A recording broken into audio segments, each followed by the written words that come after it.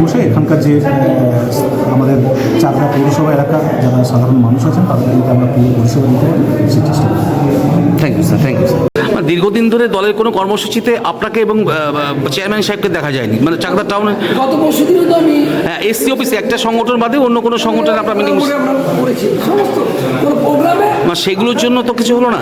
না না এটা যে দলের যেটা সেটা হচ্ছে দলের টাউন প্রেসিডেন্ট যত মিটিং ডাকতো সেই সব মিটিংয়ে তো আপনারা যেতেন না, মানে দল থেকে তো চেয়ারম্যান ভাইস চেয়ারম্যান করতো। বাজে বাজে কথা এগুলো। আমরা কম বেশি তো সবসময় হয়তো যাওয়া আমি 2008 সাল থেকে কাউন্সিলর আর সিপিএম যখন করি আমি তখন আমি সবসময় দলকে বলি 19 সালে বিজেপি চাকদা পৌর হসপিটালে আমি আক্রান্ত হয়েছি, কোনো নেতার ছিল না, ঠিক আছে, ছবি পাওয়া যায়নি। পিন্টু না লড়াই দিয়েছে, আমার বাড়ির ছেলে মার্ডার হয়েছিল 19 সালে, তখনও কিন্তু আমি বিজেপির সঙ্গে লড়াই দিয়েছি হসপিটালে 700 লোকের সামনে। আমি লড়াই করতে ভালোবাসি, আবার ফিরে আসবো।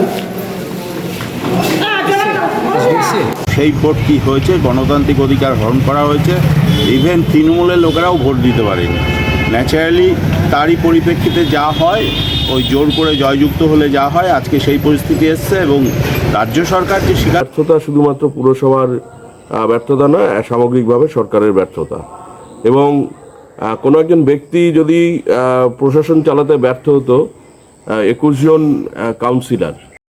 নমস্কার, দেখছেন নতুন বাংলা নিউজ পপুলার, আমি উজ্জ্বল সরকার। আজ দুপুর 12টায় চাকদহ পৌরসভার দায়িত্বভার নিলেন কল্যাণী মহকুমা শাসক ডক্টর অভিজিৎ সামন্ত। হ্যাঁ, সেই ছবি তুলে ধরছি নতুন বাংলা নিউজের পর্দায়। আপনারাই প্রথম দেখেছিলেন নতুন বাংলায় গতকাল যে চাকদহ পৌরসভার পৌর বোর্ড ভেঙে দেওয়া হয়েছিল, এবং সেই পৌর বোর্ড ভেঙে দেওয়ার পরেই চাকদহ পৌরসভার চেয়ারম্যান ভাইস চেয়ারম্যান সহ 21 জন কাউন্সিলর তারা প্রত্যেকেই কিন্তু আর কোনো পদেই রইলেন না। আর আজ থেকেই সেই চাকদহ পৌরসভার চার্জ কিন্তু নিলেন কল্যাণী মহকুমা শাসক ডক্টর অভিজিৎ সামন্ত। আজ দুপুর 12টায় তিনি চাকদহ পৌরসভায় আসেন এবং চাকদহ পৌরসভায় এসে তিনি চেয়ারম্যানের ঘরে গিয়ে কিন্তু বসেন, এবং তারপরেই সূত্র মারফত জানতে পারি যে চেয়ারম্যান এবং ভাইস চেয়ারম্যান ডক্টর অভিজিৎ সামন্তর সঙ্গে দেখা করেই তারা পৌরসভা ত্যাগ করেন। তার পাশাপাশি আজ কিন্তু এসডিও সাহেব চাকদহ পৌরসভার সমস্ত দপ্তরের প্রধানদের নিয়ে বৈঠক করেন, এবং বৈঠক করে কোন কোন দপ্তরে কী কী সমস্যা রয়েছে সেগুলো নিয়ে কিন্তু আলোচনা করেন মহকুমা শাসক ডক্টর অভিজিৎ সামন্ত। এবং তারপর কিন্তু আমরা নতুন বাংলা নিউজের ক্যামেরা নিয়ে পৌঁছেছিলাম মহকুমা শাসক ডক্টর অভিজিৎ সামন্তর কাছে। তিনি কিন্তু পরিষ্কার জানালেন যে রাজ্য সরকারের একদম নির্দেশ মতো তিনি আজ থেকে চাকদহ পৌরসভার চার্জ দিলেন, এবং চাকদহ পৌরসভার পৌর নাগরিকদের যাতে সুষ্ঠু পরিষেবা দেওয়া যায়, যাতে কোনো রকম ব্যাহত না হয়, আর সেদিকটাও কিন্তু তিনি নজর রাখছেন। এবং তিনি বললেন একদম সরাসরি যে কোনো রকম কোনো পৌর পরিষেবা থেকে কোনোভাবেই মানুষ ব্যাহত হবেন না। একদম সরকারি যে নির্দেশ রয়েছে সেই নির্দেশ অনুসারেই চাকদহ পৌরসভার 21টি ওয়ার্ডের নাগরিকদের কিন্তু তিনি আজ আমাদের মাধ্যমে আশ্বস্ত করছেন যে আপনাদের কোনো পরিষেবা থেকেই আপনাদেরকে বঞ্চিত হতে হবে না। চাকদহ পৌরসভা আপনাদের পরিষেবা দিতে বদ্ধপরিকর। আমি আবারও রিপিট করছি, দেখুন চাকদহ পৌরসভায় আজ দুপুর 12টা নাগাদ কল্যাণী মহকুমা শাসক ডক্টর অভিজিৎ সামন্ত আসেন, এসে কিন্তু চাকদহ পৌরসভার চার্জ দেন, এবং চাকদহ পৌরসভায় নিয়েই কিন্তু দপ্তর প্রধান নিয়ে তিনি বৈঠক করেন। এবং বৈঠক করার পর তারপরেই কিন্তু আমাদের সামনে যেটা বলেন যে চাকদহ পৌর সভার 21টি ওয়ার্ডের সাধারণ মানুষ তারা কোনো দুশ্চিন্তার কারণেই সরকারি পরিষেবা সমস্ত কিছু পৌর পরিষেবা কিন্তু প্রত্যেকটি মানুষ কিন্তু পাবে, এবং উন্নত পরিষেবা যাতে দেওয়া যায় সেই জন্য কিন্তু তিনি চেষ্টা করছেন। দেখুন, এই চাকদহ পৌরসভার পৌর বোর্ড ভাঙা নিয়ে আপনারা জানেন যে গতকাল থেকেই এক অন্য ছবি আমরা দেখলাম।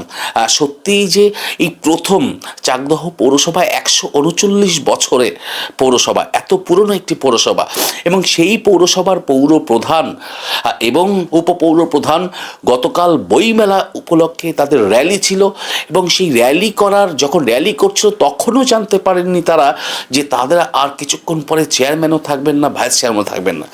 একদম কাকড়ে দিয়ে যে বইমেলার র্যালি করে এসে যখনই পৌরসভার পৌর ভবনে যে বইমেলার অনুষ্ঠানে এসে পৌঁছান তখনই কিন্তু তারা জানতে পারেন যে তারা আজ চেয়ারম্যান ভাইস চেয়ারম্যান নেই, এবং তারপরেই কানাঘুষো শুরু হয়ে যায় বইমেলা জুড়ে। এবং তারপর প্রতিক্রিয়া কিন্তু দিয়েছিলেন চেয়ারম্যান অমলেন্দু দাস গতকাল, যে তিনি বলেছেন যে এটা ভালো হলো না খারাপ হলো সেটা সময়ই বলবে। পাল্টা আজ চাকদহ পৌরসভার প্রাক্তন ভাইস চেয়ারম্যান দেবব্রত না, প্রাক্তনই বলতে হচ্ছে, যেহেতু পৌরসভার দায়িত্বভার অলরেডি আজ নিয়ে ফেলেছেন এসডিও অর্থাৎ মহকুমা শাসক ডক্টর অভিজিৎ সামন্ত। আর তাই প্রাক্তন ভাইস চেয়ারম্যান দেবব্রত নাগ বলছেন যে এবার লড়াইয়ের মাঠে নামবো। তিনি কিন্তু একবারে বিস্ফোরক কিছু দাবি করেছেন, আমরা সরাসরি তুলে ধরবো। এবং এই যে বোর্ড ভাঙা নিয়ে চাকদহ শহরের মানুষের সত্যি এক অন্যরকম বিভ্রান্তিতে তারা পড়েছিলেন, যে দেখুন এতদিন ধরে বিগত 3.5 বছর ধরে চাকদহ পৌরসভায় একদম স্তম্ভিত হয়েছিল। চাকদহ শহরের আনাচে কানাচে নোংরা আবর্জনা থেকে শুরু করে ড্রেনেজ সিস্টেম থেকে শুরু করে রাস্তাঘাট, এই সমস্ত দেখলেই একদম সোশ্যাল মিডিয়ায় তো খিল্লি হতোই। সমস্ত জায়গায় চাকদহ পৌরসভা মানে একদম 139 বছরের পৌরসভা, সেই পৌরসভাটা কি জায়গায় গিয়েছিল। আর এই সুযোগটা কিন্তু বিরোধীরা নিতে ছাড়েনি। দেখুন সিপিএমের পক্ষ থেকে বলছে, সিপিএম বিজেপির পক্ষ থেকে বিরোধীদের একই সুর, যে দেখুন এরা কেউ ভোটে জিতে এসে কেউ চেয়ারম্যান ভাইস চেয়ারম্যান হয়নি, আর তাই তো তাদের দায়বদ্ধতা ছিল না, আর তাই যেটা হওয়ার সেটাই হয়েছে। এটা কিন্তু বিরোধীরা বলছেন। পাল্টা শাসক পক্ষ কিন্তু মুখে কুলু এঁটেছে, কিন্তু সাধারণ মানুষ কিন্তু কিছুটা হলেও স্বস্তিতে, যে তার কারণ মহকুমা শাসক আজ চার্জ নেওয়ার পরে তিনি কিন্তু জানিয়েছেন যে চাকদহ পৌরসভার 21টি ওয়ার্ডের সমস্ত মানুষকে উন্নত মানের চাকদহ পৌর পরিষেবা সেটা কিন্তু দেওয়া হবে। আর তারপরেই কিন্তু দেখুন রাজনীতি নানা রকম গুঞ্জন চলছে, যে দেখুন এই পৌর বোর্ড ভাঙার পিছনে কি কারণ হতে পারে। একটি কারণ যেটা সাদা চোখে আমরা প্রত্যেকেই দেখতে পাচ্ছি, সেটি হচ্ছে যে এই যে চাকদহ শহরের নোংরা আবর্জনা থেকে শুরু করে আরও যেগুলো ছিল, ড্রেনেজ সিস্টেম থেকে রাস্তাঘাট থেকে শুরু করে এই সমস্ত বিষয়গুলো নিয়ে পৌর পরিষেবা দিতে পারছিল না বলে কিন্তু একটি বিভিন্ন সংস্থা থেকে, ব্যবসায়ী সংগঠন থেকে শুরু করে শিক্ষা প্রতিষ্ঠান থেকে শুরু করে একটি অভিযোগ জমা পড়েছিল। এবং সেই অভিযোগের ভিত্তিতে চাকদহ পৌরসভাকে শোকজ করা হয়েছিল 7 দিনের মধ্যে।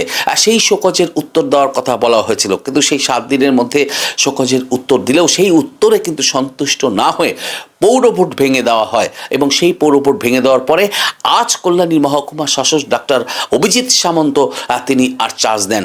কিন্তু দেখুন এই পৌর ভোট হওয়ার পর থেকেই আপনারা জানেন যে চাকদহ শহরে মূলত তৃণমূলের 2টি গোষ্ঠী ছিল, এবং সেই গোষ্ঠীর মধ্যে একটি গোষ্ঠীতে কিন্তু এই chairman Amalendu Das, vice chairman Debabrata Nag তারা ছিল।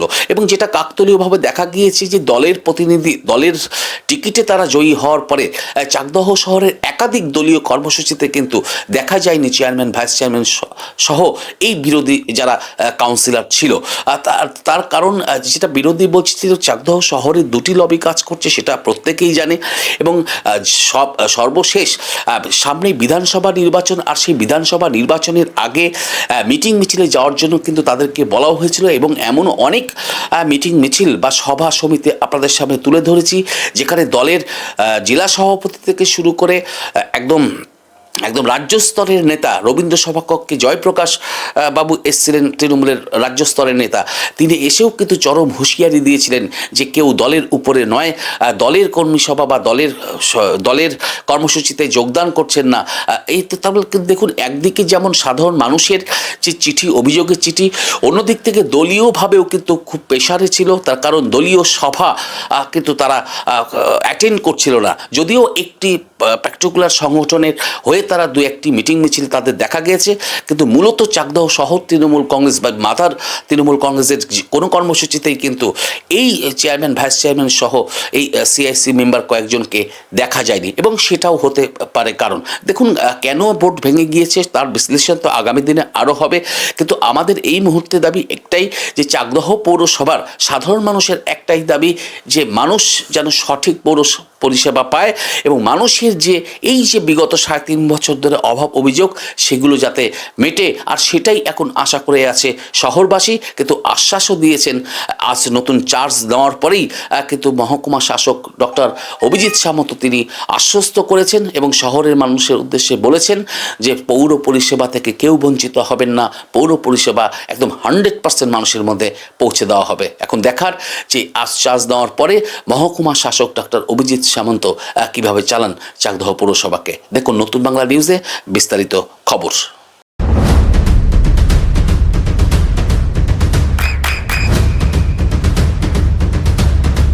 বৃষ্টিতে স্বস্তি। বৃষ্টি অ্যাকোয়া বিশুদ্ধ পানীয় জল। আজকে চাকদহ পৌরসভার চার্জ দিলেন, কি বলুন যে বিষয়টা। হ্যাঁ, আজকে আপনারা দেখবেন গতকালকেই প্রিন্সিপাল সেক্রেটারি ইউডিএমে তিনি একটা অর্ডার করেছেন চাকদার পৌর প্রশাসক হিসাবে এসডিও কল্যাণীকে দায়িত্বভার নেওয়ার কথা বলা হয়েছে। তো সেই দায়িত্বভার নিতেই আজকে আমি চাকদা পৌরসভায় এসেছি। কি দেখলেন স্যার, মানে সবাইকে সঙ্গে আলোচনা হলো, কথা হলো? অবশ্যই আজকে আমি দপ্তরের যারা আধিকারিক রয়েছেন তাদেরকে নিয়ে আমি বসেছি। হ্যাঁ, আমরা খুব শীঘ্রই এলাকার বিভিন্ন দপ্তরের যারা আধিকারিক রয়েছেন, পুলিশ প্রশাসন এখানকার যারা রয়েছেন তাদের সকলকে নিয়ে আমরা মিটিং করব। গত পরশুদিন একটা পরিকল্পনা রয়েছে। তো সেই বসে এখানকার যে আমাদের চাকদা পৌরসভা এলাকার যারা সাধারণ মানুষ আছেন তাদেরকে যাতে আমরা পুরো পরিষেবা দিতে পারি সেই চেষ্টা করব। Thank you sir, thank you sir. কি এসডিও সাহেব জয়েন করলেন এখানে? হ্যাঁ, আপনি তো শোনা গেছে আমাদের 21টা কাউন্সিলরকে chairman, vice chairman, CIC councillor সব রিজলভ করে দিয়েছে সরকার থেকে। এই যোগে দায়িত্ব দিয়ে এটা এসডিও সাহেব আজকে পুরো দায়িত্ব নিয়েছে। এসডিও সাহেবকে চেয়ারম্যানের ঘরে বসছেন? হ্যাঁ, এসডিও সাহেব এখন টোটাল চাকদা পৌরসভার পরিষেবার মূল কাণ্ডারি আমাদের এসডিও সাহেব, আর সহযোগিতা আমরা করবো। দায়িত্বে যদি এসডিও সহযোগিতা চান সবসময় আমরা আছি। মানে রাতারাতি ভাইস চেয়ারম্যানের পদ থেকে সরিয়ে দিল, মানে এটারে আপনি কিছু বলবেন না? দল সরকার যেটা বলে দিয়েছে করেছে। মানে কেন সরালো, মানে কি বলছে যে নাগরিক পরিষেবা যে ইস্যুটা তোলা হচ্ছে সেই ইস্যুটা কতটা সত্যি আর কি? আমরা কাজ প্রতিনিধিত্ব করছিলাম, হয়তো কিছু লোক আমাদের পৌরসভার একটি এলিগেশন দিয়েছে, তাই আমি বলছিলাম মানুষের সাধারণ মানুষের ইনকোয়ারি করে হয়তো আরও কিছুদিন ভাবা যেত, দল যেটা মনে করেছে সঠিক কাজ করেছে। দীর্ঘদিন ধরে দলের কোনো কর্মসূচিতে আপনাকে এবং চেয়ারম্যান সাহেবকে দেখা যায়নি, মানে চাকদা টাউনে গত পরশু দিনও তো আমি এসসি অফিসে একটা সংগঠন বাদে অন্য কোনো সংগঠন আপনার মিটিং আমরা করেছি সমস্ত কোনো প্রোগ্রামে। সেগুলোর জন্য তো কিছু হলো না? না না, এটা যে দলের যেটা সেটা হচ্ছে দলের টাউন প্রেসিডেন্ট যত মিটিং ডাকতো সেই সব মিটিংয়ে তো আপনারা যেতেন না, মানে দল থেকে তো চেয়ারম্যান ভাইস চেয়ারম্যান করতো। বাজে বাজে কথা হিসেবে আমরা কম বেশি তো সবসময় হয়তো যাওয়া কম বেশি। আমি 2008 সাল থেকে কাউন্সিলর, আর সিপিএম যখন পুরি আমি তখন আমি সবসময় দলকে বলি। 19 সালে বিজেপি চাকদা পৌর হসপিটালে আমি আক্রান্ত হয়েছি, কোনো নেতার ছিল না, ঠিক আছে, ছবি পাওয়া যায়নি। পিন্টু নাথ লড়াই দিয়েছে, আমার বাড়ির ছেলে মার্ডার হয়েছিল 19 সালে, তখনও কিন্তু আমি বিজেপির সঙ্গে লড়াই দিয়েছি হসপিটালে 700 লোকের সামনে। আমি লড়াই করতে ভালোবাসি, আবার ফিরে আসবো। দেয়াশিসদা, চাকদাহ পৌরসভার পৌর বোর্ড ভেঙে গেল, আজকে এসডিও সাহেব চার্জ দিলেন, কীভাবে দেখছেন আপনারা? না, আমরা তো প্রথম দিকেই 2022 সালের 27শে ফেব্রুয়ারি আমাদের ইলেকশনটা হয়েছিল।